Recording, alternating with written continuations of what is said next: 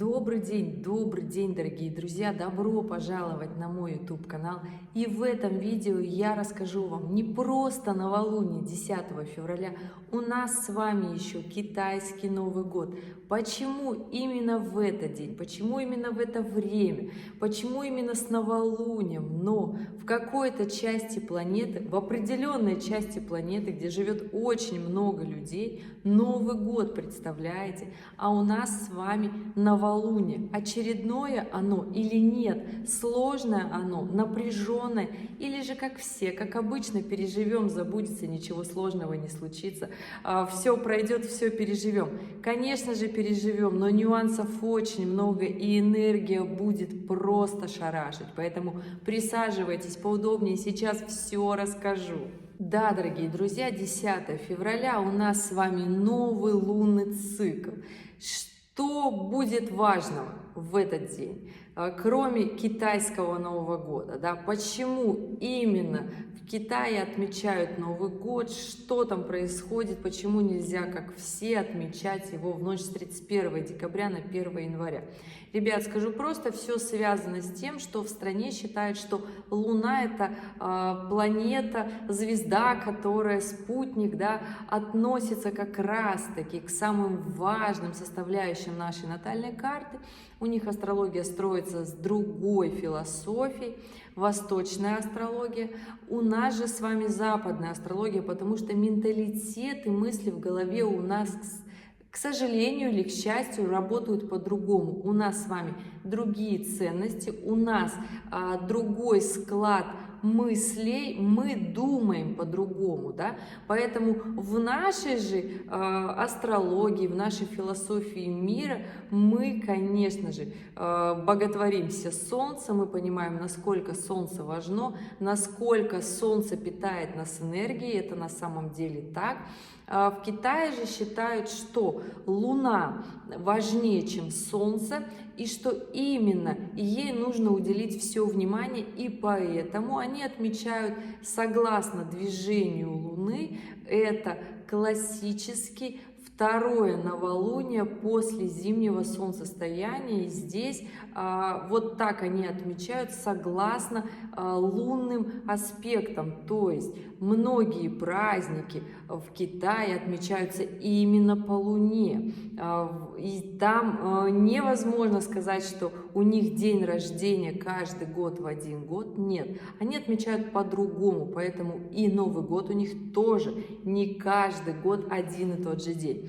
Мы же придерживаемся Солнца, мы же строим соляры, ну, астрологи, да, в западной астрологии мы строим соляры, мы опираемся на Солнце, для нас метод возвращения Солнца самый важный, и мы здесь, конечно же, понимаем, что на самом-то деле и тот метод астрологии имеет место быть. Каждый, конечно, к чему привык, в то и верит. И здесь нет никаких, я бы так сказала, моментов для того, чтобы сказать, что кто-то прав, а кто-то не прав. Все зависит от того, кто к какому ходу мысли привык, кто придерживается каких традиций, какого питания в том числе. И здесь мы абсолютно разные.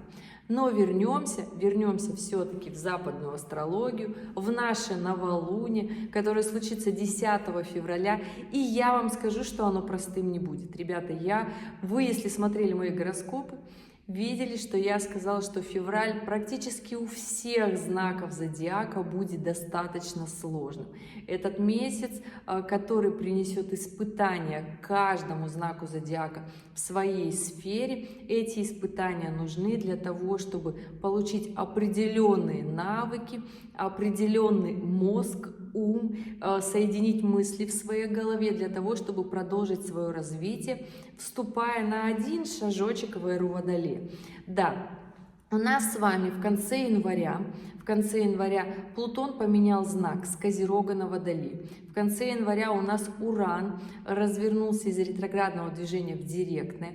И мы сейчас как раз-таки проживаем вот этот момент в настоящем времени, как все немножко, казалось бы, в таком замершем состоянии, да, хотя где-то уже идут активные движения, активные передвижения, смены, изменения режимов и тому подобное.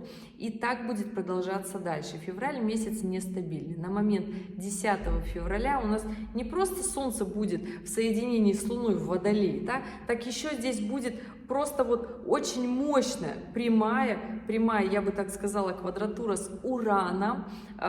Уран бьет свой собственный знак, да, бьет знак Водолея. И это такая мощная наэлектризованная ситуация. Помните, я вам говорила, что февраль будет непростым и с точки зрения отношений в том числе, потому что Уран — это планета свободных отношений, планета разводов, планета, когда нам всем хочется освободиться от тяжести прошлого, от оков, от запретов, от всего того, что нас сковывает. И здесь, ребята, я вам скажу, главное не переборщить.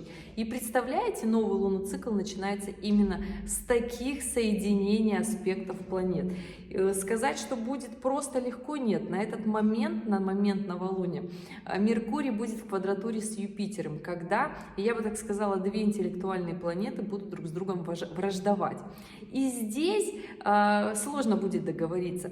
Меркурий в Водолее считает себя в принципе высокоинтеллектуальным. И здесь еще Юпитер, который считает себя сверхинтеллектуальным, сверхкреативным, сверхумным, неважно.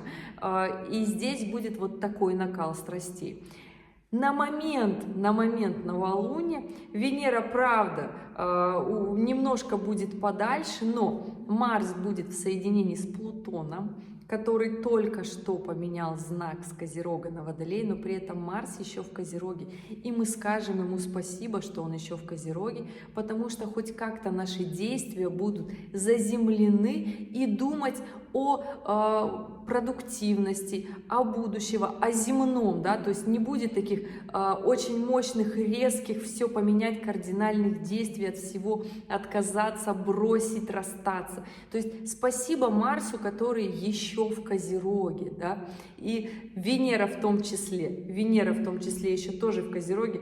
Но, ребята, скажу вам, что совершенно чуточку позже, несколько дней после новолуния, и Марс поменяет знак, уйдет тоже в Водолей. Поэтому на момент новолуния главное, понимайте, какие мысли будут в вашей голове, куда вы захотите прийти, что вы хотите в своей жизни сделать, и делите на два. Вот это кардинальное, вот это легкое, мимолетное, что хочется сделать, да, подождите, дайте своим мыслям, своим действиям, которые вы хотите сделать здесь и сейчас, решительно все разрушить, дайте немножко времени на подумать, для того, чтобы стало полегче, для того, чтобы не было такого очень сильного накала страстей, потому что сама композиция на небе, она вообще не из простых, она не из ласковых, это та комбинация, которая всегда дает вызов, когда можно натворить очень много дел и потом сожалеть. Подождите, дайте своим мыслям потомиться, поваритесь в этих эмоциях. Да, говорила, что весь месяц будет сложным, и весь февраль до конца будет сложным. Когда закончится этот лунный цикл, мы перейдем в новый лунный цикл, который начнется в марте, в начале марта он начнется. И мартовский лунный цикл, я не скажу, что он будет очень сложным, но там просто у нас будет коридор затмений. В конце марта у нас запускается новый астрономический цикл, весеннее равноденствие, и здесь понимаете, что март уже в принципе загружен, да, а после марта у нас апрель сложный с ретро-мерком, но в принципе можно. Поэтому, ребят, небольшой такой раскладик вперед дала, что у нас на небе, да, какие комбинации сложности, для того, чтобы понять, сориентироваться, что необходимо здесь и сейчас, в феврале, думать здраво, думать адекватно, то есть иметь представление, что будет происходить далее, что было в прошлом, и на основе этого принимать решения сейчас. Потому что захочется кардинально все поменять, захочется на легкости, на пофигизме выехать, да, получится легко от всего отказаться, откупиться, чтобы вот лишь бы только ничего не решать, потому что новолуние в Водолее, оно этим и сложно, что можно продолжить дальше вести вот такое существование, как бы абы здесь, абы как прожигать жизнь, ничего не делать. Или же наоборот ускориться и начать делать, начинать внедрять в свою жизнь все наоборот, самое сложное, водолейское, мощное. А Водолей — это тот знак, который работает на будущее. Поэтому для тех людей, кто не собрался рубить все с плеча, не собрался выкидывать свою жизнь, я говорю, что нужно настраиваться на будущее, принимать новые решения. Если вы понимали, что все ваши действия, которые вы приложили ранее, никуда не привели, начинайте с новых действий. Не с таких, которые разрушат жизнь, а те, наоборот, которые будут ее усложнять, но это такое качественное будет, интересное усложнение для того, чтобы жизнь вела к процветанию, потому что 2024 год — это год, в котором можно быстро подняться и быстро взлететь от того, что вы делаете, потому что северный узел находится в Овне и проходит как раз-таки, сдает этот экзамен, но действия должны быть справедливы. Почему сейчас все говорят год кармы, год кармы? Мне столько уже человек написало и спрашивают: Женя, почему год кармы? Что за карма? Неужели карма ко всем придет? Ну, сроду такого не было, чтобы прям ко всем пришла карма. Ребят, сложного здесь не надо ничего такого думать, да, потому что вы прочитаете на просторах интернета много разной информации, и она на самом деле хайповая или хайповая, называйте ее как хотите, да, но это для того, чтобы реально привлечь очень много внимания. Мы входим с вами в эру Водолея, в эру алгоритмов, когда определенное слово делает щелчок, и видео, слово, мысли взлетают просто до невероятных трендов, повышает активность, и здесь энергия подлетает просто невероятно по-водолейски. То есть эра Водолея, все будет происходить очень быстро и неожиданно, и поэтому слово карма вызывает вот такой хайп. Это слово очень трендовое. Здесь просто понимайте, что карма, да, в этом году будет приходить максимально. Но она, в принципе, и в прошлом году уже начала переходить, просто тогда еще так это не распиарилось, а сейчас уже молва дошла. То, что кармические узлы у нас в июле 2023 года поменяли знак и перешли как раз-таки на ось Овна Весов, и здесь, конечно, да, будет получать по шапке тот, кто делает что-то не по справедливости, потому что весы — это тот знак, который должен быть справедливый, то есть все держать в балансе, и добро, и зло, ничего не должно быть сделано больше, да, для того, чтобы мир существовал, необходимо вот и черное, и белое в том числе, да, и если действия, потому что сейчас очень много тех людей, кто как раз-таки не брезгует быть на темной стороне в прямом таком смысле, да, и поэтому, творя много светлого и добра, то есть совершая действия, развивая свою жизнь не для того, чтобы кого-то потопить, а потому что для того, чтобы сделать что-то новое для мира, как раз таки мы вступаем в эру Водолея, да, и у нас такое водолейское новолуние, которое есть о чем задуматься, с учетом того, что у нас скоро, буквально уже через месяц, новый астрономический цикл начнется, и мы сейчас, грубо говоря, подводим итоги завершающего, уходящего астрономического цикла, да, и 20-21 марта мы уже с вами будем на весеннем равноденствии как раз таки уже начинать запускать новый цикл. Солнце будет переходить из Рыб в Овна, и мы как раз таки на еще один год вперед, только уже звездный астрономический год, будем строить уже совершенно другие планы, да. Поэтому, ребят, понимаете, что вот он такой кармичный, год кармы, да, но на самом-то деле будет прилетать всем сразу. Да, оно всегда так по жизни, просто сейчас мы входим, вот маленький шажочек сделали в эру Водолея, и все наши действия, они просто будут либо быстро приносить плоды, либо быстро наказывать. Поэтому в силу ускорения времени, конечно же, все дела будут решаться быстрее. И все те, кто захотят затянуть какие-то дела, где-то подвиснуть, где-то зависнуть, конечно же, будут вот так вылетать из системы, очень сложно будет потом снова заново подняться. Поэтому в такое мощное новолуние, я вам хочу сказать, еще и Уран ускоряет, и в Водолее, и Марс в соединении с Плутоном, очень мощная, сильная комбинация, которая заставляет совершить новый рывок в будущее свою, в развитую свою жизнь, для того, чтобы жизнь эта стала качественной и интересной, потому что если жизнь каждого нашего человека станет качественной и интересней, мир начнет, хочешь не хочешь, становиться качественней и интересней. И поэтому мы все вместе здесь и живем, ребят, для того, чтобы быть друзьями, товарищами, для того, чтобы разговаривать на разные темы, неважно на каком языке мира мы общаемся и разговариваем, но если мы друг друга понимаем, то мы здесь все в эре Водолея прекрасно соберемся и можем коммуницировать. Вот такая она эра Водолея, вот такое будет новолуние и новый лунный цикл, и действия, которые будут происходить в мире, события, которые будут происходить в мире, они будут настроены как раз-таки на то, чтобы создать новый мир, да, мир, который был старый, мы его будем покидать, то есть мир капитализма, мир, когда каждый сам за себя, когда каждая отдельная структура за себя, этот мир от нас уходит, и мы вот с разворотом Плутона, да, мы еще как раз-таки входим, еще один такой шажочек в эру Водолея, когда мы все равны, когда мы здесь все для того, чтобы сохранить этот большой зеленый шарик, для того, чтобы он развивался, обезопасить его, потому что на самом деле, ребята, в этом мире, в котором мы с вами живем, есть очень много других цивилизаций, про которые мы просто пока не знаем. И все вот эти наши проблемы, переживания, войны и страдания, когда невозможно поделить какой-то кусочек земли, это все такая фигня на самом-то деле. Поэтому необходимо нам уже всем собраться. И вот такое новолуние, оно заставит нас всех собраться.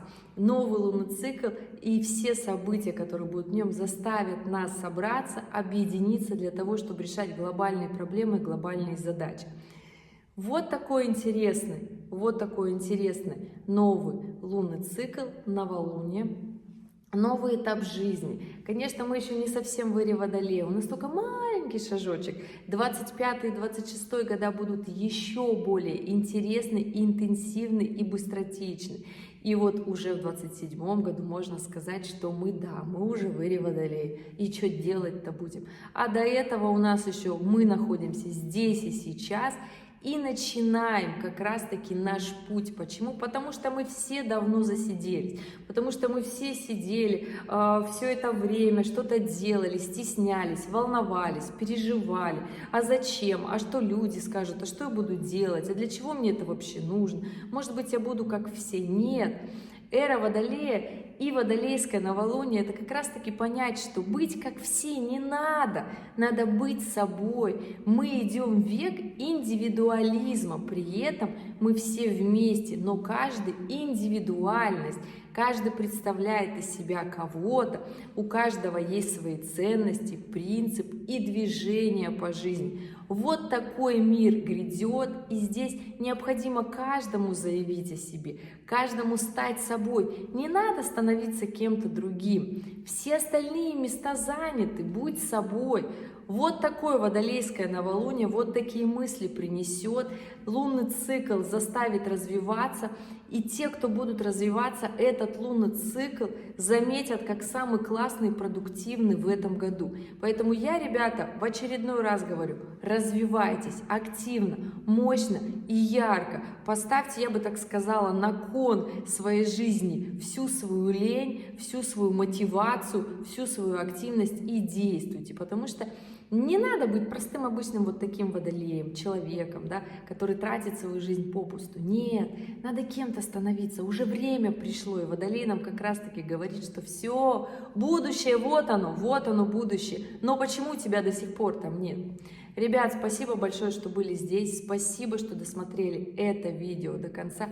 По классике в конце актуальные ролики, на которые вы можете опереться для того, чтобы принять верное решение. А если вы хотите ускориться и принимать свои решения много в этом году, часто и активно, в описании канала ссылочка на сайт, записывайтесь на консультацию, будем разбираться индивидуально и быстро для того, чтобы ускориться и прийти в то самое будущее, которое вы себе хотите. Ребят, спасибо, что были здесь, что досмотрели это видео до конца. И увидимся с вами в следующих роликах. Пока-пока.